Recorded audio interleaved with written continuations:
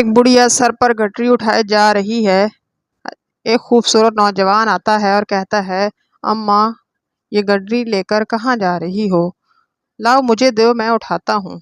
بڑھیا کہتی ہے، بیٹا میں نے سنا ہے شہر میں ایک بہت بڑا جادوگر آیا ہوا ہے، جو اس سے ملتا ہے یا اس سے بات کرتا ہے وہ اسی کا ہو جاتا ہے۔ میں اسی سے ڈر کر یہ شہر چھوڑ کر کہیں جا رہی ہوں۔ منزل پر پہنچ کر اس نوجوان نے بڑھیا کا سامان سر سے اتارا اور اس سے اجازت چاہی۔ بڑھیا نے بہت دعائیں دی اور کہا کہ چہرے سے تو کسی اعلیٰ خاندان کے لگتے ہو، بہت نیک بیٹے ہو، تم نے میری مدد کی ہے، میری نصیحت مانو، تم بھی اس جادوگر سے بچ کر رہنا۔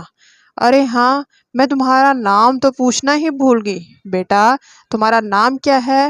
وہ نوجوان مسکرا کے کہتا ہے، اماں جی میرا نام ہی تو محمد ہے، جس کو لوگ جادوگر کہتے ہیں۔